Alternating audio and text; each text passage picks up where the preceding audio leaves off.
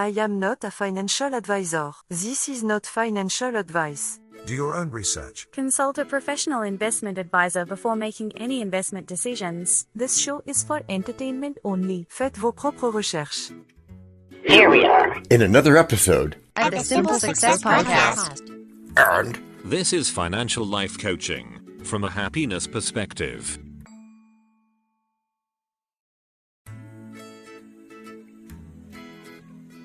Coaching happiness. Please keep repeating that all-important pair of words. They need to form a default in your mind about how to handle nearly anything. Seriously? Happiness as a way of life? Interesting take on realistic goals. Whatever you decide to call it. Last week? Yeah, I got it. It was about the interaction between goal priming and... It was not. Right. Increasing income. Thank you. Oh, memory of DT. That's much simpler. Now we explore not changing cooperation goals, but instead adjusting action steps. Wait, isn't there a book with that same topic on Amazon? Probably, but the original quote is from Confucius. When it is obvious that the goals cannot be reached, don't adjust the goals, adjust the action steps, adjust your attitudes towards goals. Pretty smart advice. That's what I said. So, what's new about this information? There may be nothing new, yet some people, including you, may never have heard of it. No information is ever wasted when it's shared. Agreed. I still remember talking about goal setting in episode 54. Yeah, and you better go back and listen to that again, DT. Why? Is it related to what you have to say today? It is. Plus, I add goal conditions, like goal setting and a bit of procrastination. As in episode 71? Yeah, we talked about procrastination in that episode. So, a mix of both. Actually, action will also be a big part of today's topic. Well, what are you waiting for then? I feel you are procrastinating and getting straight to the point. DT, have you ever been frustrated about trying to reach your conscious goals? Many times, yes. Okay, what do you do in those times? I eat dirty socks. You what? No, you don't. Correct. Just making sure you're listening. Really, I changed the goal to a more realistic one. Oh, that's certainly a relief. But tell us more. Why do you take that direction? Been there. Done that. There's nothing new here. Let's adjust our goals accordingly. SMART goals, isn't that what we called them? Yes, and that's where most people go wrong. They throw away their active goal too early. Remember the famous 3 feet from gold story? Yeah, I do. Who can listen to this podcast and forget that one? Persistence calls for re-strategizing rather than giving up on a goal that you once believed you could reach. Adjust the action steps. There must be a point at which you count your losses and accept failure, right? Not necessarily. You cannot just accept that you failed at something simply because you met obstacles along the way. How do you do that without feeling like you've wasted some of your skill level? By analyzing the areas where you may have gone wrong and adjusting them. Many have done it and succeeded. Ask Hill and Think and Grow Rich. Oh, that book again. Yes, and that book will make you grow rich. This podcast, too, will make you think and grow rich. Yes, that's true, if you take the action steps in caps. It's implicit attitudes, mon ami. Geez, John, you don't have to shout it out. I do, sort of, because you know stagnation might distort your hearing.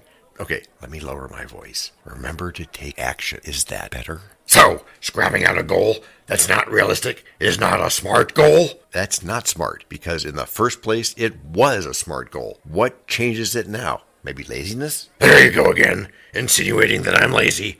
I am not lazy. No, DT, you're not. I said maybe. This could be a chance for introspection. I know your ways. I can feel the judgment in your voice. Sigh. Instead of trying to adjust and alter your goals, first identify your weaknesses and then work on them and improve your skills. Everyone has weaknesses. Even you, John? Do you have weaknesses? I think I'll change the subject and let Daniel take us to break number 1. Hello, everyone. This is John with the Simple Success Podcast, financial life coaching from a happiness perspective. Because we know you want to show us some serious love in return for the tremendous benefits you get from us, please subscribe to us in your favorite podcast player. You can find us on both the App Store and the Play Store because our message is for everyone. Leave a rating for us, or even better, tell a friend. Whichever you choose, thank you so much for helping us do this for you. To leave us a written message, which just might lead to more in a future podcast, go to those same written show notes to find our subreddits. There is also our Facebook group page, Twitter, and other ways which we'll tell you about from time to time. You can also find an Easter egg every so often, so listen closely. Thank you again, and keep those constructive ideas coming.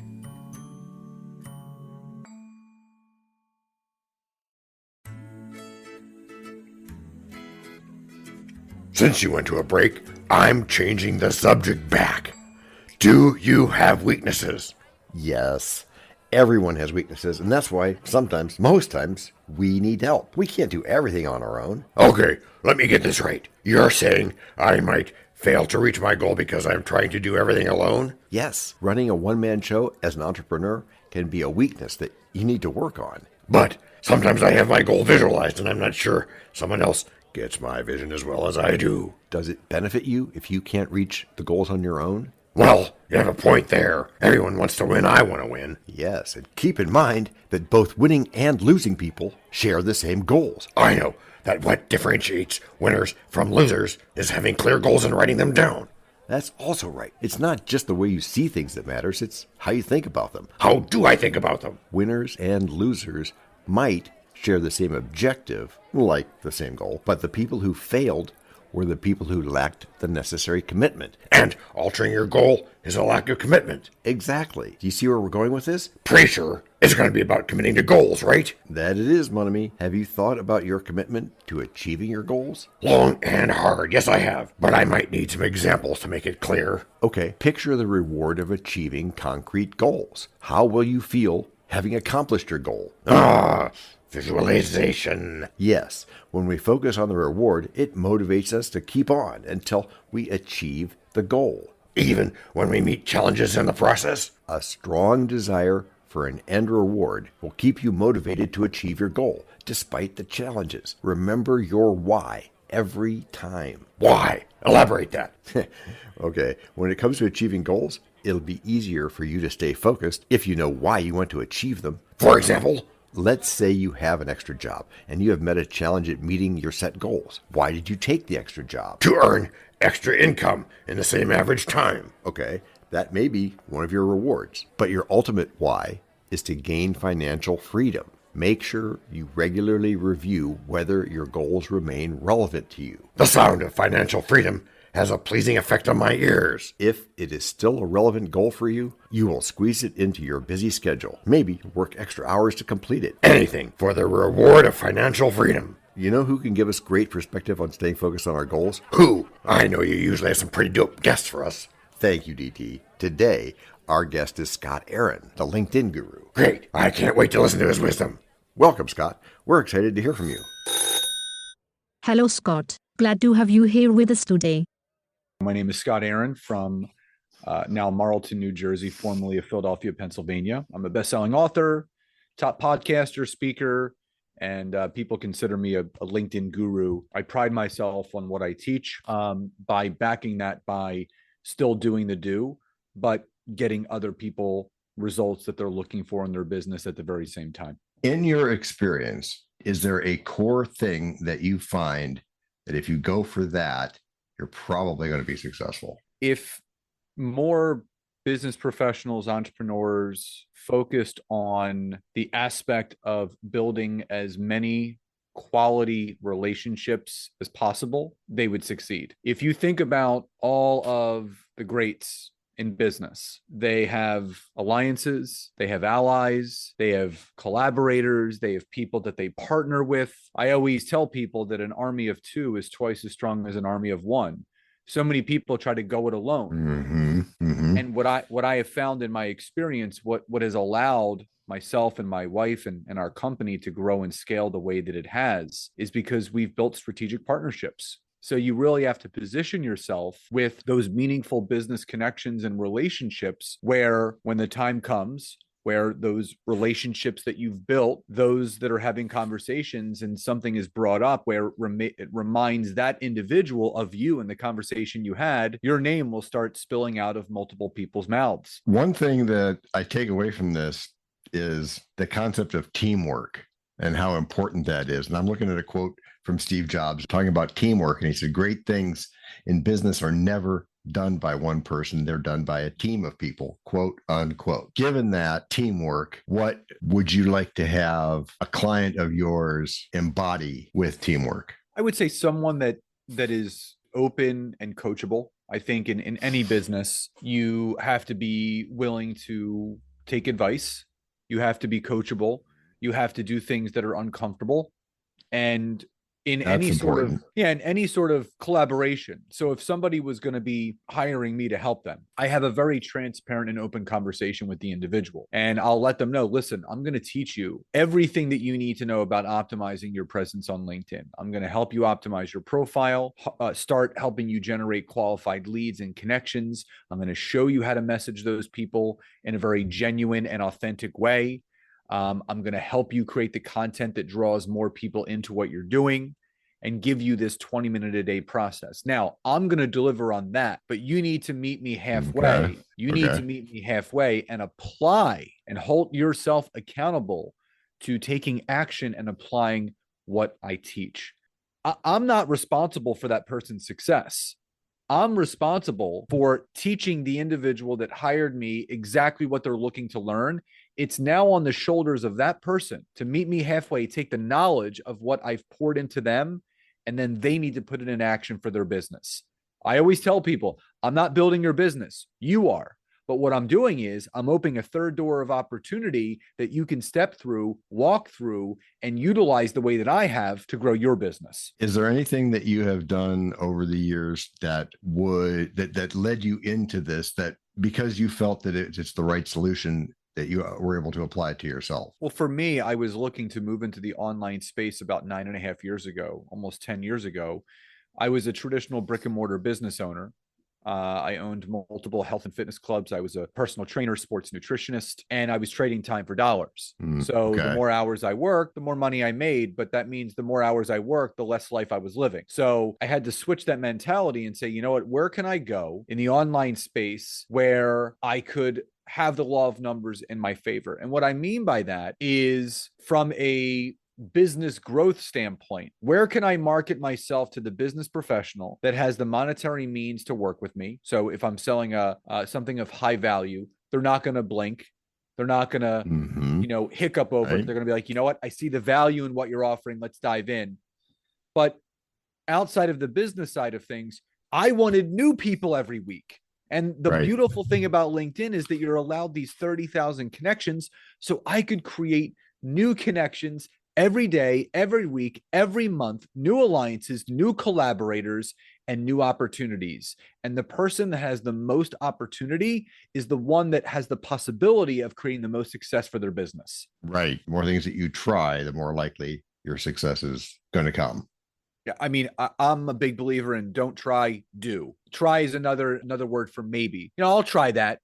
That's basically saying I might do that. Instead of doing that, do it.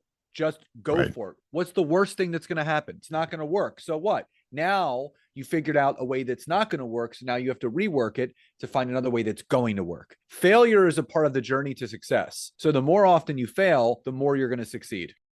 And that's exactly how Thomas Edison approached a so-called failure with the light bulb. So for users who want to connect with you to find more about how they would work with you directly, how would they go about doing that? My website, which is www.scottaaron.net. It's the hub for everything that I do, my books, my podcast, my courses, coaching packages.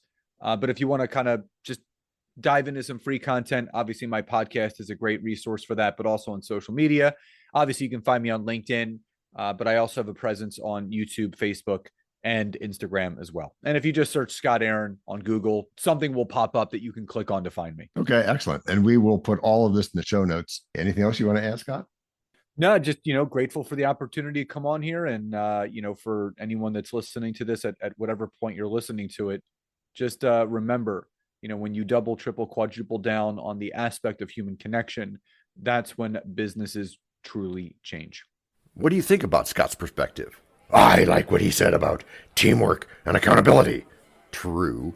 Now, goals need different strengths which you may not have, but someone else has, and relationships are very important in achieving goals. Even financial goals? Yes, all goals count. In fact, I want everyone to take out a piece of paper and a pencil, a number 2 pencil. But first, break number 2. We know a lot about you already because we know ourselves. For example, we know that you know how to listen to our podcast. We also know that you probably know how to subscribe. So as soon as you're done with that, tell us your story. We have ways you can contact us. It involves a special link where you can leave us a message. We may have an email address for you as well in the future, and we'll let you know if that happens. The reason for subscribing? I thought you'd never ask. When you subscribe, you automatically download all future episodes of that podcast. It just happens in your player without you having to go search again. How cool is that? This means better rankings for the podcast, more attention from advertisers, and more money. And this means more and better stuff for you. So your motivation is simple and easy. Subscribe today, whatever app and from whatever place you like. And don't just try to subscribe. There is no try. There is only do. We're changing the way we look at things, and remember, that's good. Eso es buenísimo. Also remember, this is financial life coaching from a happiness perspective. Coaching happiness. Our call to action is right in the show notes. Find it, and you win too.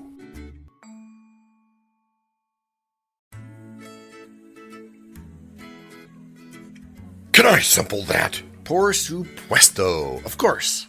Just simple it. Please make sure your seatbelts are fastened and your tray tables are in their upright position. And make sure simple is a verb like Google is a verb. Before we went on our break, you promised to tell me more about achieving our financial goals. Yeah, I did. And you can apply these principles to achieving any goal, including financial goals. I would like you to talk about achieving financial goals and tie it into investing, please.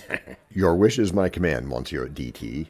Investing could be part of your financial goals. Keep talking. I am taking mental notes. I hope you find some good use of those mental notes you're taking. What happened to the pen and paper, by the way? I don't know. My memory is crisp. Very well, if you insist. As long as you maintain a positive target and do it a high percentage of the time, maintaining the right relationship between skill and attitude. Focus on goals. These other things are secondary to our topic. Thank you for the reminder, DT. Financial goals, especially investment goals, require persistence to realize. What happens if I lose everything? Losses are some of the obstacles you might face in the process of achieving your goal. Whoa, what do you do when you encounter loss? Remember what we said earlier.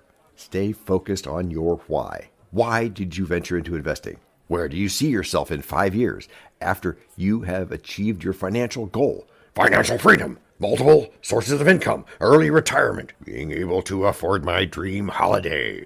It is great that you can picture the rewards and privileges that realizing your goal will accord you. Now think of other steps you can take to reach your goal. Think broadly. I could invest elsewhere. Say, buy other stocks or invest in bonds. Right, DT. Taking a loss in one investment doesn't mean you'll take a loss in all your investment efforts. A loss might be painful, yet it is an opportunity to learn where not to invest next time. It is. And you also need to ask for professional advice when you meet challenges along the way. No single person has a monopoly of knowledge. That's why we need professional guidance. A professional? Who should I look for exactly? You could go to a stockbroker, financial advisor, or a financial coach. Depends on what your goal is. What happens when I realize that my initial plan to achieving my goal can't work? Well, there's always plan A, B, and C. Re-strategize and plan again. Poor planning can ignore critical workplace skills and certainly derails your efforts towards your goals. So planning involves adjusting the action steps? Yeah. If company A stocks are not as profitable, you can invest in company B, which has the potential of making a profit. You will have adjusted the action steps and kept your goal intact. What about diversifying? By all means, include this in your plan. Just be careful you don't stretch yourself so thin with many goals that you lose focus. What do you mean by that? If you feel like your life is always moving so fast that you don't ever get to accomplish anything, then you may be setting yourself up for failure by trying to achieve too many tasks at once. We'll talk about that in a future episode, right? Right. You need to know the difference between diversifying your investments and multitasking. What is the difference? Diversifying ensures you have multiple sources of income, like we've talked about, while multitasking is often nothing more than looking busy. But we'll get into that later. Got ya. Is that all? For today, I think that's enough. Go work on your mixed model analysis goals. My what? Your goals, any goals. Short-term goals, long-term goals, common goals, as long as they are measurable goals and achievable goals, and, like we said, SMART goals. And win at achieving them. Yes, because winning is our ultimate goal. And be happy in the process. Which is how you've all gotten good. Gracias por escuchar. Salut. À la prochaine. This podcast and our other podcast are productions of Little Red Hen Industries. The supporting cast who helps me bake the bread includes Techno King, John C. Brandy, Alter Ego, Doubting Thomas, Fact Checker, A Small Brown Beef Animal, Seriously, Tiny. Facts are important but are also easy. Social Manager, Abraham Lincoln, Media Expert, Augustus Caesar. Psychologist, William James. Sound Designer, Adobe's Creative Suite. Spanish Consultant, Cameron J.K. Brandy. French Consultant, Leah, the Do-Your-Own Research Lady. Videographer, Eto Monkoshki. Audio Props, Les Paul. Inspiration, many podcasts and other sources, and of course Napoleon Hill. We also have websites, and you can subscribe to both podcasts. You can even send us a video, audio, or text message. But of course, you'll have to head to the show notes, either on your phone or on the web, to get the links and stuff. All the clickable links are in the show notes.